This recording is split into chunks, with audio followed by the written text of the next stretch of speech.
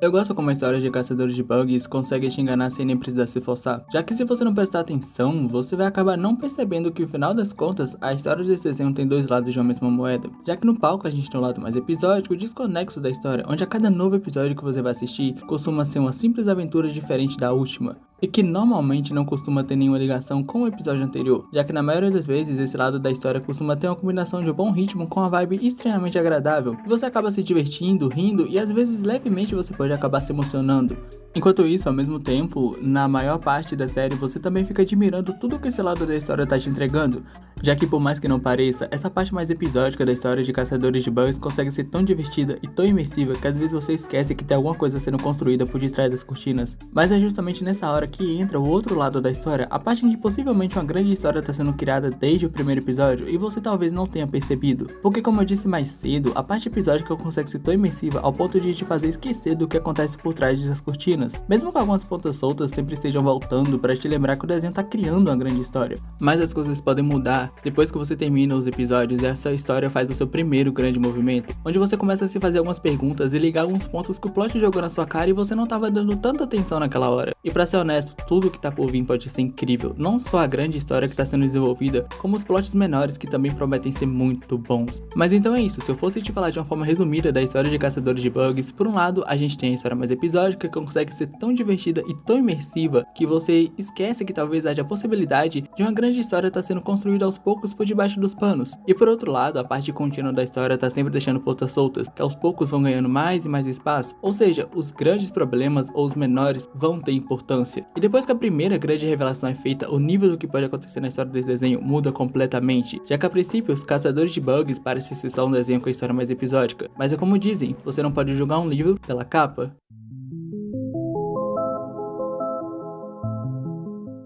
Eu gosto bastante do tratamento que Caçadores de Bugs consegue dar para os seus personagens.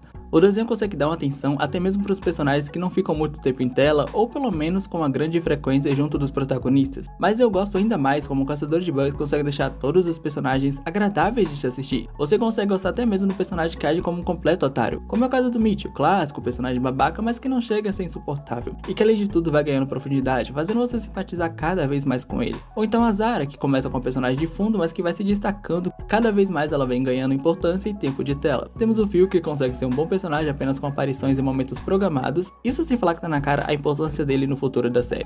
Porém temos os nossos protagonistas, o High Five, o clássico, personagem bonzinho, gentil e agradável de se ver. E honestamente eu queria falar mais sobre ele, porém a graça desse personagem tá em você descobrindo mais sobre ele por si só. E pra fechar, a Miko, a maior e melhor personagem dessa série, a personagem mais incrível de todas, desde o design, a personalidade, os atos e as decisões dela, ela é maravilhosa por inteira. Dá pra ver como os desenhistas gostam dela, como os roteiristas gostam dela, como os animadores gostam dela e como eu gosto dela. Essa garota é maravilhosa do começo ao fim, e principalmente suas habilidades como jogadora são fora do comum. A Miko é a melhor personagem desse desenho. Enfim, ainda existem alguns personagens que são bem importantes, principalmente pro futuro do desenho, mas como seria muito spoiler falar sobre eles, eu vou deixar que você descubra conforme você vai assistindo o desenho. Então, de forma geral, todos os personagens desse desenho são muito agradáveis de acompanhar. Eu não sei a forma que eles têm pra fazer isso, mas você não consegue odiar praticamente ninguém ali.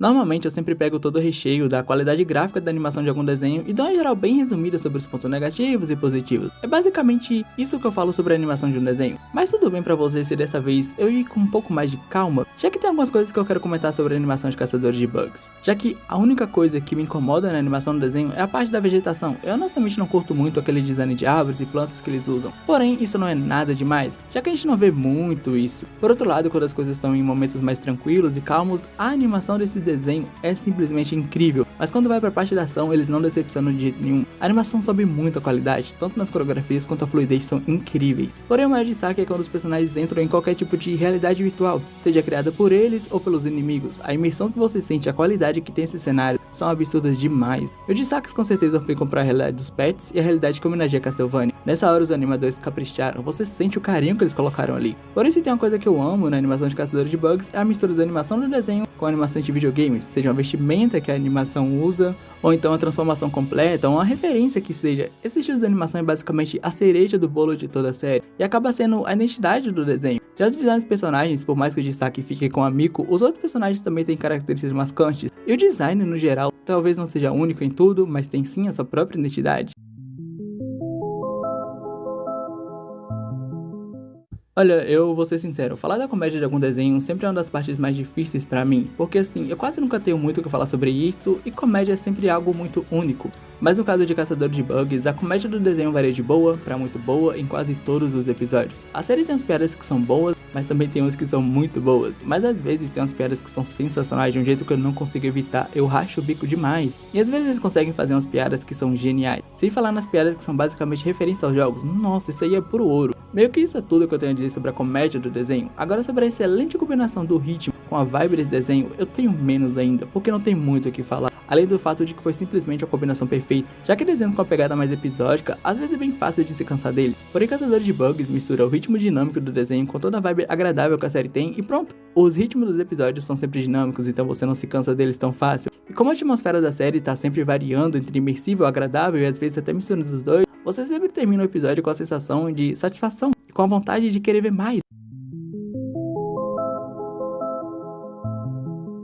Às vezes um desenho se aproveita de um tema pra chamar a atenção das pessoas e elas irem assistir a série, só que na hora do vamos ver, eles vão pra uma ideia totalmente diferente da proposta que eles tinham te vendido, ou então ficam te dando migalhas pra você acreditar que uma hora as coisas vão mudar ou vão melhorar, ou então eles finalmente vão usar aquilo que prometeram, só pra você não deixar o desenho e ir atrás de outro. Mas graças a Deus esse não é o caso de Caçador de Bugs, já que eles usam ao pé da letra a temática de videogames, não só na linguagem auditiva como na visual também.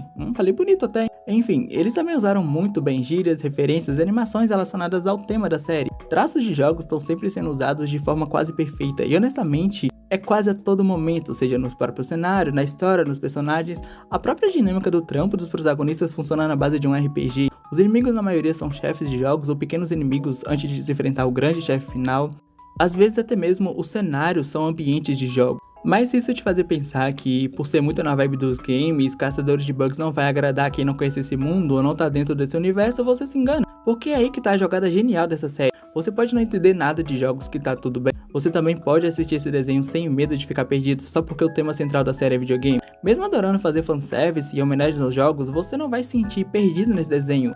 Porque, mesmo fazendo isso, eles sabem basicamente incluir qualquer pessoa, seja ela um fã de videogames ou não. Um belo exemplo disso é justamente o melhor episódio da série, na minha opinião. Esse episódio é uma excelente homenagem a Castlevania, especificamente o Sinfonia da Noite. Só que nesse episódio você pode nunca ter ouvido falar dos jogos ou da série, isso não vai importar, porque você vai achar esse episódio incrível de qualquer jeito, mesmo sem você saber absolutamente nada de jogos. Então, pra resumir, eles podem até usar temática de videogame, mas ainda assim isso não te impede de assistir o desenho.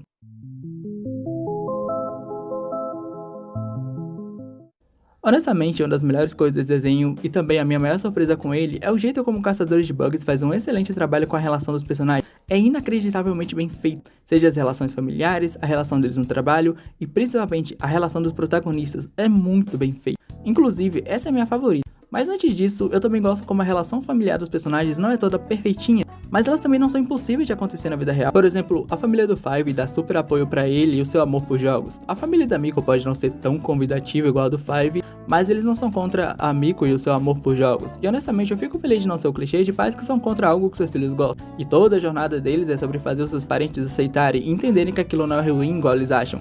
Mas a gente também tem a relação dos protagonistas no trampo deles, onde a minha maior surpresa e alegria também é saber que na maior parte do tempo é extremamente agradável. No máximo tem o Mitch que se acha fodão. A diferença aqui é que ele realmente é fodão, mas com o passar da série você vê que ele tem camada. O ponto é que, tirando isso, a relação do trampo dos personagens é ótima, todo mundo se dá bem com todo mundo, e o ponto alto pra mim quando a gente fala da relação de personagens em Caçador de Bugs são os dois protagonistas, um garoto e uma garota que não são irmãos e não namoram, e também não tem interesse amoroso um no outro. Na verdade, eles são melhores amigos, e a amizade deles é a coisa mais incrível nesse desenho. Se mexerem uma vírgula nisso, esse desenho pode perder totalmente a graça, pelo menos pra mim. Já que essa é uma das poucas vezes em que os protagonistas não são um casal, mas sim amigos, e no caso de Caçadores de Bugs, eles são simplesmente melhores amigos, e isso é fantástico.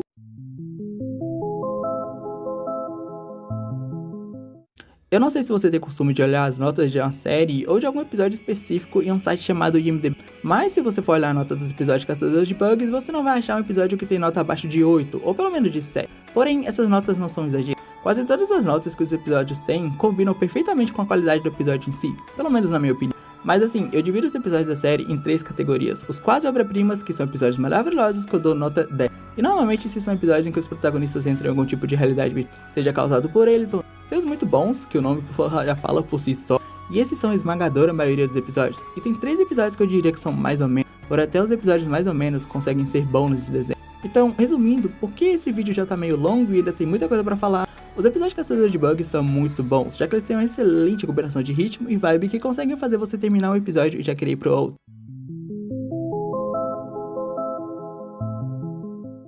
Se eu não me engano, o Caçador de Bugs era pra ser um desenho da Nickelodeon, mas como a Nickelodeon rejeita tudo que não seja Bob Esponja, a Netflix acabou pegando o desenho e botou ele pra entrar no catálogo dela.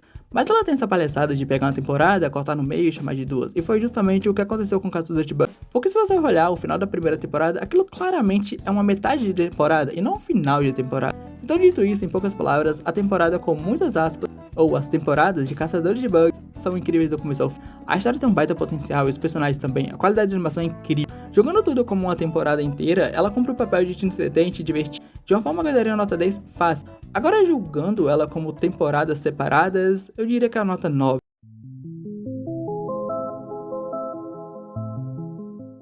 Pra falar a verdade, em pouco tempo dá pra ver o potencial absurdo que esse desenho tem, sem falar em como é engraçado o fato de que basta você mergulhar um pouco dentro do universo de Caçadores de Bugs pra você perceber que não vai precisar de muito esforço para as coisas ultrapassarem qualquer expectativa. Eu não tenho certeza de até onde pode ir os limites do potencial desse desenho, mas eu sei que eles são quase limitados, nisso eu acredito sem pensar 2 vezes.